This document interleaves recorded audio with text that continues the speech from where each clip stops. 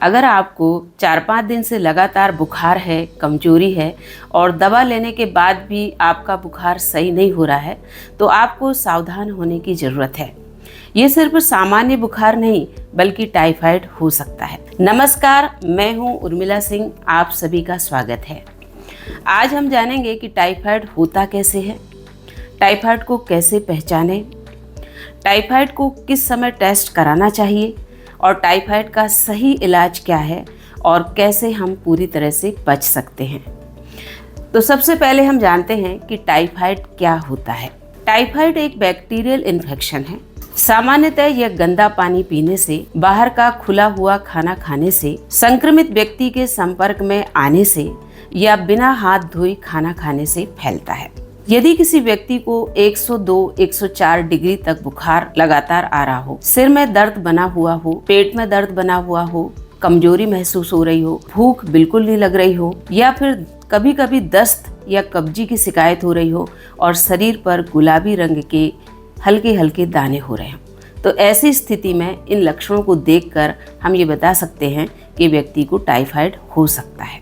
अब हम ये जानते हैं कि टाइफाइड का टेस्ट कब कराना चाहिए। बहुत से लोग ये गलती करते हैं कि 5 से 7 दिन तक मेडिकल की दुकान से दवाइयाँ ले आते हैं, जैसे बुखार की, सिर दर्द की, इस तरीके की दवाइयाँ लगातार लेते रहते हैं और दवाइयाँ लेने के बाद उनको कोई आराम नहीं होता। लेकिन यहाँ पर मैं एक बात ज़रूर कहना चाहूँगी कि यदि किसी व्यक्ति को 3 से 4 दिन तक लगातार बुखार आ रहा है, सिर में दर्द बना हुआ हो या पेट में दर्द बना हुआ हो, भूख बिल्कुल नहीं लग रही हो, कमजोरी महसूस हो रही है, तो ऐसी स्थिति में डॉक्टर से संपर्क करना चाहिए। यदि आप डॉक्टर के पास जाते हैं तो टाइफाइड के 3 प्रकार के टेस्ट वो करा सकते हैं। एक तो होता है विडाल टेस्ट, एक होता है टाइफी डॉट टेस्ट और एक होता है कल्चर टेस्ट। इन टेस्टों के माध्यम से ये पता चल जाता है कि व्यक्ति को टाइफाइड है या नहीं है। अब हम जानते हैं कि टाइफाइड का सही इलाज क्या है। सबसे ज़रूरी बात यह है कि डॉक्टर्स के द्वारा जो भी प्रिस्क्राइब्स एंटीबायोटिक दवाइयाँ दी जाती हैं उनको पूरा लेना चाहिए, यानी कि पूरा कोर्स लेना चाहिए। साथ में खूब पानी पीना चाहिए, ORS भी लेना चाहिए और 7 से लेकर के 14 दिन तक व्यक्ति को आराम करना चाहिए। यहाँ पर एक बात ध्यान देने की है कि यदि पूरा कोर्स डॉक्टर्स का नहीं लेते हैं तो ये बीमारी रिपीट भी हो सकती है। अब हम जानते हैं कि टाइफाइड में हम क्या खाएं। यदि किसी व्यक्ति को टाइफाइड हो जाता है तो वो व्यक्ति पूरी तरह से कमज़ोर हो जाता है और कमज़ोर होने के साथ साथ उसका पेट भी कमज़ोर हो जाता है। तो ऐसी स्थिति में उसको उबाला हुआ खाना यानी उबला हुआ खाना खाने की सलाह दी जाती है, जैसे कि हल्का भोजन, खिचड़ी है, नारियल पानी है या दाल का पानी है, या फिर यदि दस्त नहीं लग रहे हो किसी व्यक्ति को तो दही का सेवन भी कर सकता है।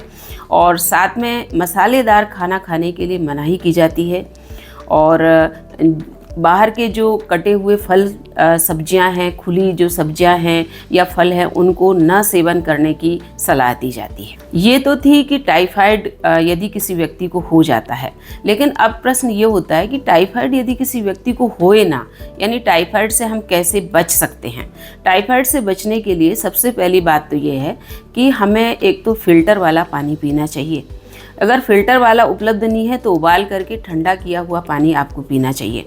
दूसरी बात, कभी भी आप जब भी खाना खाएं हाथ धो करके खाना खाएं और साथ में खुले में रखे हुए जो फल हैं या कटी हुई सब्जियां हैं उनका इस्तेमाल ना करें।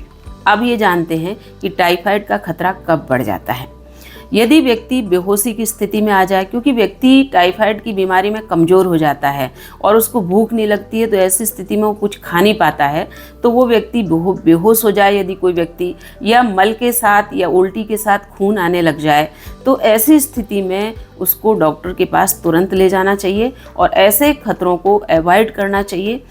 जो बातें हमने पहले बताई कि यदि व्यक्ति को 3 से 4 दिन तक बुखार आ रहा है या फिर उसको सिर में दर्द बना हुआ है, पेट में दर्द बना हुआ है, भूख ही नहीं लग रही है और बुखार मिट ही नहीं रहा है, तो ऐसी स्थिति में डॉक्टर से आपको तुरंत सलाह लेनी चाहिए और डॉक्टर्स को आपको दिखाना चाहिए। अंत में मैं आपको यही कहना चाहूँगी कि टाइफाइड एक खतरनाक बीमारी बन सकती है यदि हम इस बीमारी पर ध्यान ना दें तो, लेकिन सही जानकारी, सही टेस्ट और सही इलाज व्यक्ति को सुरक्षित रख सकता है। तो ये थी समस्त जानकारी टाइफाइड के बारे में। यदि ये वीडियो आपको किसी भी तरीके से अच्छी लगी हो तो इसको लाइक करें, शेयर करें और सब्सक्राइब करना ना भूलें। मिलते हैं अगले वीडियो के साथ, तब तक के लिए नमस्कार।